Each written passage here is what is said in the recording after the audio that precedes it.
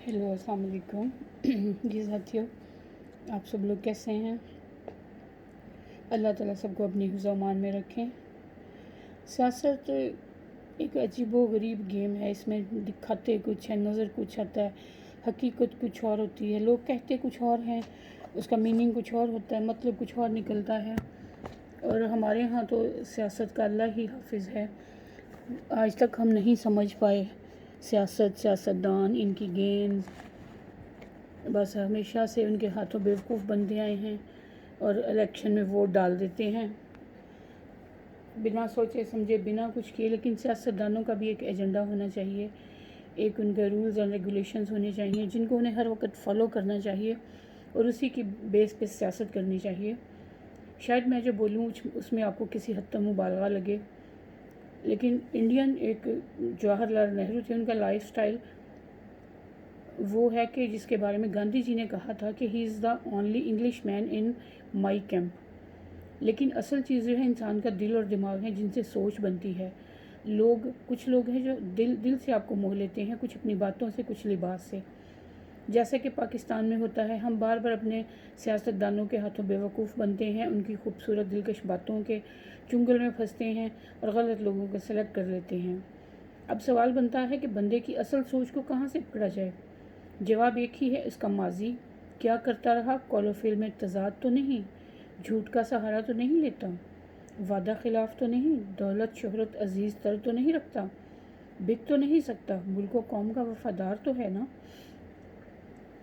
Justice Wahiduddin Ahmad साहब के बारे में उनकी वकालत के दौर में जब एक वक्त वो उस वक़्त के बड़े हिंदू वकील से उनकी गैर मौजूदगी में पूछा गया कि वहीद साहब के बारे में उनके क्या तासुरात हैं, तो उन्होंने सिर्फ एक जुमले में जवाब दिया, Wahiduddin can not be bought. ये कितनी बड़ी बात है, ये कितने बड़े कमेंट्स हैं। इंग्लैंड के सूट और इटली के जूते पहनकर आप गरीब की बात करोगे तो कोई भी आप पे यकीन नहीं करेगा। जवाहरलाल नेहरू जो थे इंडियन, उनके वालिद मोतीलाल नेहरू कामयाब वकील, बिजनेसमैन और सियासतदान थे। वो दिल्ली, इलाहाबाद और कलकत्ता में प्रैक्टिस करते थे और 1900 के दौर शुरू में वो कहते हैं कि लाखों रुपए माहाना कमाते थे। 2 बार ऑल इंडिया कांग्रेस के सदर भी रहे। मोतीलाल नेहरू साहब खुद सियासतदान थे, मगर अपने बेटे जवाहरलाल को सियासत से दूर रखना चाहते थे। वो इन्हें सिर्फ वकील देखने के ख्वाहिशमंद थे, उन्होंने लाठी और जेल से बचाए रखने की ख्वाहिश थी। जवाहरलाल के वालिद ने अपने बेटे को शाही ख़ानदान की तरह बढ़ाया, नवाबों जैसी परवरिश की, कैम्ब्रिज यूनिवर्सिटी में तालीम दिलाई, और जब वो बैरिस्टर बनकर हिंदुस्तान वापस आ गए तो उन्हें इलाहाबाद में अच्छे क्लाइंट्स भी लेकर दिए। लेकिन जवाहरलाल नेहरू कम्युनिस्ट जहनीत के मालिक थे। वो सियासत में आकर मुआशरे में मसावत पैदा करना चाहते थे। वालिद ने बहुत समझाया, मगर जब उनकी दाल न गली तो एक दिन उन्होंने जवाहरलाल नेहरू की अलमारी से सारे कीमती सूट, जूते, सिगार निकाले, सारे कीमती सूट, तोहफे दोस्तों के बच्चों में बांट दिए और उनकी जगह खद्दर के 2 पायजामे और 3 कुर्ते लटका दिए और हाथ से बनी देसी जूती रखवा दी। जवाहरलाल के घर कमरे से सारा फर्नीचर भी उठवा दिया, फर्श पर खुरदरी दरी और मोटी चादर बिछा दी और खनसामा को हुक्म दे दिया, तुम कल से साहिबजादे को जेल का खाना देना शुरू कर दे, और बेटे का जेब खर्च भी बंद कर दिया। जवाहरलाल नेहरू जब अपने कमरे का ये हाल देखा तो रात को मुस्कुराते हुए वालिद के पास आए। नेहरू साहिब उस वक़्त स्टडी में टॉलस्टॉय का नावल वॉर एंड पीस पढ़ रहे थे। बेटे ने पूछा, आप मुझसे खफा हैं? मोतीलाल ने नज़रें किताब से उठाई और नर्म आवाज़ में जवाब दिया, मैं तुमसे नाराज़ होने वाला दुनिया का आखिरी शख्स होऊंगा। जवाहरलाल ने पूछा, फिर आपने इतना बड़ा ऑपरेशन क्यों कर दिया? वालिद ने बेटे से कहा, साहिबजादे, तुमने जो रास्ता चुना है इसमें जेल, भूख और ख़वारी के सिवा कुछ नहीं। मैं चाहता हूँ तुम आज ही से इन तमाम चीज़ों की आदत डाल लो जो इस रास्ते में तुम्हें पेश आने वाली हैं। दूसरा, गरीब के पास एतबार के सिवा कुछ नहीं होता, लिहाजा ये इंतहाई सोच समझ कर दूसरों पर एतबार करते हैं। तुम अगर आप आम आदमी की बात करना चाहते हो तो फिर तुम्हें खुद भी आम आदमी होना चाहिए। तुम इंग्लैंड के सूट और टाई और इटली के जूते पहनकर गरीब की बात करोगे तो कोई भी तुम पे एतबार नहीं करेगा। मैं नहीं चाहता दुनिया मेरे बेटे को मुनाफिक कहे, चनाचे तुम आज से वो कपड़े पहनोगे जो गरीब पहनता है, तुम उतने ही पैसे खर्च करोगे जितने गरीब की जेब में होते हैं। जवाहरलाल नेहरू ने वालिद का हाथ चूमा और फिर मरने तक खद्दर के कपड़े और देसी जूते पहने और गरीबों जैसा सादा खाना खाया। हमारे मुल्क का सबसे बड़ा अलमिया ऐसी लीडरशिप का फुकदान है پوری دنیا میں لیڈروں کا تعلق عموماً بڑے گھروں سے ہوتا ہے۔ یہ اعلیٰ تعلیم یافتہ بھی ہوتے ہیں، ان کا گلوبل ایکسپوجر بھی ہوتا ہے اور یہ اندر سے رجے ہوئے ہوتے ہیں۔ لیکن یہ لوگ جب سیاست میں آتے ہیں تو سادگی اور غریب پروری کا تحفہ ساتھ لے کر آتے ہیں۔ یہ عام آدمی کی صرف باتیں نہیں کرتے، یہ عام آدمی نظر بھی آتے ہیں۔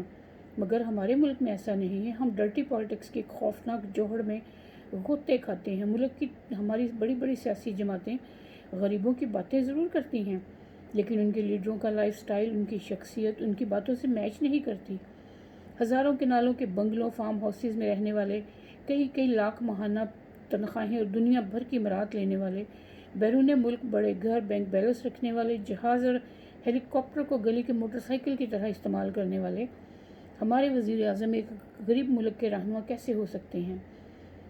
جو عام شہریوں اگر رہنما لینا ہے تو غریب عوام سے لیں، جو عام شہریوں کی طرح 5-7 مرلہ کے گھر میں رہے، جرمنل چانسلر اینجلینا کی طرح 2-3 سوٹوں اور ایک ہی کوٹ کے ساتھ 5 سالہ دور اقتدار پورا کرے، لیکن دنیا بھر میں کروڑوں ہی لوگوں کو اپنے کردار سے اپنا گرویدہ بنا لے اور باراک اوباما کی طرح صدارت سے فارغ ہو کر کرائے کا مکان ڈھونڈتا پھرے۔ کیا ہے کوئی ایسا پولیٹیشین جو ہمارے ملک میں دستیاب ہو؟ کیا ہمارے ملک کی قسمت کبھی نہیں کھلے گی؟ کیا ہماری بدقسمتی ہی رہے گی کہ ہم صرف انہی لوگوں کو چنیں جو صرف اپنی ہی جیبیں بھریں گے، اپنے ہی خزانے بھریں گے اور اپنی ہی آنے والی 7 نسلوں کے لیے پیسہ اکٹھا کریں گے؟ کیا ہماری قسمت میں کوئی ایسا سیاستدان نہیں جو صرف لوگوں کا بھلا، عام آدمی کا بھلا، ملک کا بھلا سوچے اور ہم بھی ان کی طرح سر اٹھا کر کہہ سکیں کہ ہاں ہمارے ملک کے سیاستدان بھی ایسے ہیں، وہ بھی ہمارے جیسے ہیں، ہم ہی میں سے ہیں، ہمارا ہی سوچتے ہیں اور ہمارا ہی فائدہ دیکھتے ہیں۔ اللہ تعالیٰ کرے کہ ہمارے ملک میں بھی وہ روشن دن آئے جب ہمیں بھی ایسے سیاستدانوں سے پالا پڑے، ایسے رہنماؤں سے پالا پڑے جو صرف لوگوں کا اور ملک کا سوچیں۔ اللہ تعالیٰ سب کو توفیق دے اپنے ملک کی لوگوں کی خدمت کرنے کی۔ کوئی بھی لفظ اچھا لگا ہو تو پلیز میری ویڈیو کو لائک اور چینل کو سبسکرائب ضرور کیجیے گا۔ تو اس کے ساتھ ہی آپ سے اجازت چاہوں گی، انشاءاللہ کسی اور اچھی بات کے ساتھ حاضر ہوں گے۔ اپنا بہت سا خیال رکھیے۔ اللہ حافظ، ٹیک کیئر۔